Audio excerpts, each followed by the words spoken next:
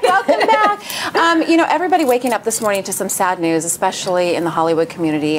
James Gandolfini, of course, you probably know him best as Tony Soprano, yes. Passed away yesterday in apparent heart attack at the age of 51.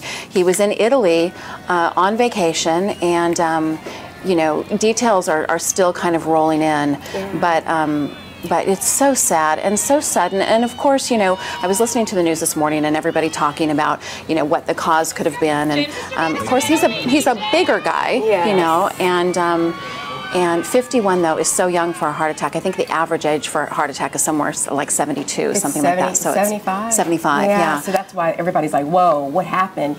And the sad part about this, Lisa, is he was with his son. Yeah. His son's who found him. Yes, they said. and called. And so, you know, you think about that as a child sitting there, you know, seeing your father. You're in another country, right, away from home. This happens to your father, and it's devastating. And you're right, they're trying to figure out why. Yeah. You know, heart attacks are caused by sometimes smoking or you know, of course, being overweight, which is a huge issue right now with the new standards. Which for he was obesity. both. He was both. Overweight and a smoker. And I think what's really touching about the story is he has taken his son, who was from a previous marriage, with his wife, and then his new baby. They all were in Italy because he wanted to explore their roots, and he wanted to see where they were from, and go on kind of this tour of their heritage and kind of their genealogy. And it's just sad that was kind of the purpose of the trip, and to, you know, to kind of enjoy and celebrate family and heritage, and that this baby will really never know its dad. You know, a year old, I think, is the baby.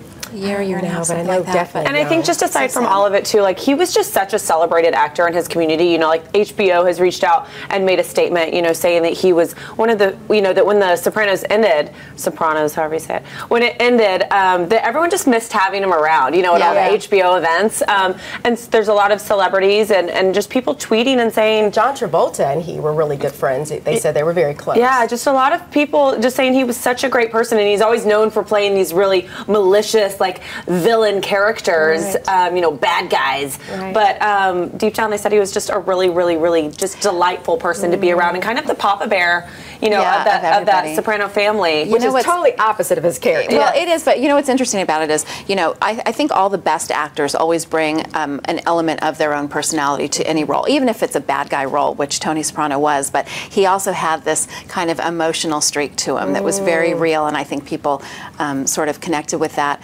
And he was very generous. Everyone talking about his generosity. I guess there was a point in time where he was given a raise for his role as Tony Soprano, and the other cast members weren't, and so he cut them all a check for $333,000. Oh, wow! Yeah, wow. I mean, just to share in you know, the success of the show. So, yeah, a horrible, horrible loss for Hollywood. And think about it: when you leave and you pass away, you want to be known this way. Yes, and it's sad you never get to hear about the things that everyone says about, you know, like, I had a good friend pass away.